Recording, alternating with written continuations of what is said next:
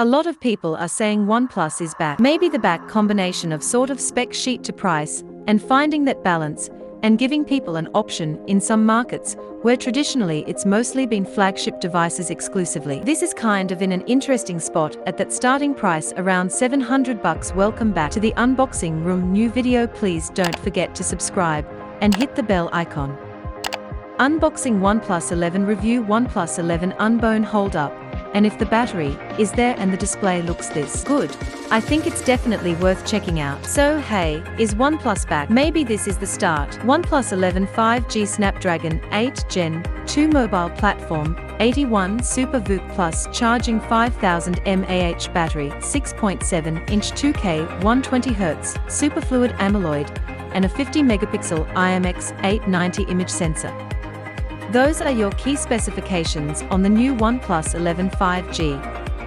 And there's the device. Smooth ramp section around the camera area, Type-C port for that 80-watt fast charging, a very smooth feeling device with curves both on the front and back. Alright, so OnePlus 11, a new year, a new look. I think people are actually going to be excited about this 5000 power battery in here.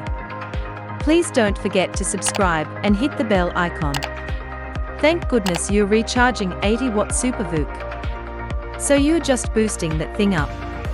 Snapdragon 8 Gen 2 display, 6.7-inch, 120Hz. What more do you want? Maybe wireless charging coming in at the price that this is around 9,916 gigs RAM, 256 storage, the eternal green color, speak to adapter, 80-watt capable superpower brick, and of course, we'll be doing our test whether you want to have it running at full resolution and full refresh. I think you're probably going to be satisfied either way. Super VOOC 85.47, and we can watch it go up in real time. Lovely animation letting me know I have no reason to have battery life anxiety. First party case, textured, hard shell, funky cutout for that circular camera unit. You have a 50 megapixel Sony sensor in there. You're able to utilize pixel binning in order to get better low light performance. A tiny little OnePlus charge cable, the USB-C to the main unit, 50 megapixel IMX890 with optical image stabilization, ultra wide capable of 115 degrees field of view, 32 megapixel portrait telephoto lens, 1/1.56-inch sensor, and an f/18 aperture. A dedicated gaming mode by the name of Hyper Boost. And this is where they've done an excellent job of making a 6.7-inch device feel smaller than it is. Please don't forget to subscribe and hit the bell icon. There is a curvature. What ends up happening here? You just don't notice that you have such a big and bulky phone, as you might with other 6.7-inch designs.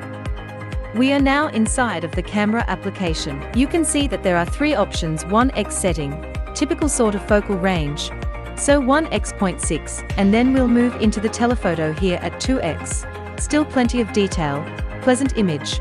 Our stock focal range, so you can see the difference. Stock ultra wide and zoom. I realize I have not done a selfie test in a moment, or 232 megapixel selfie camera. That's a useful selfie right there. Do video, all the way up to 8K. Please don't forget to subscribe and hit the bell icon. Obviously we have Snapdragon 8 Gen 2. We also have stabilization, which they call Ultra Steady Pro. This is your sample test of Ultra Steady Pro. There is Mo. I am walking. The audio you're experiencing is also coming through the device itself.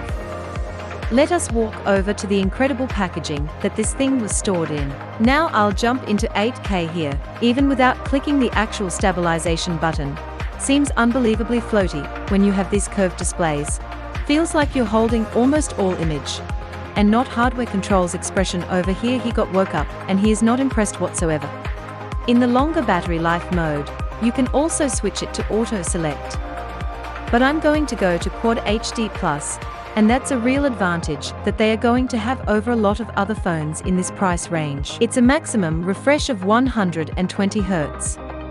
You can also toggle that back to 60 Hz. There is an in-display fingerprint. So this is a pretty typical setup here that is so fast and rolling your face, it's terrifying. Like it's just bang, check. How simple was that? Connection instantly prompted me upon opening to connect the music, gaming, movies, and then obviously equalizer available also.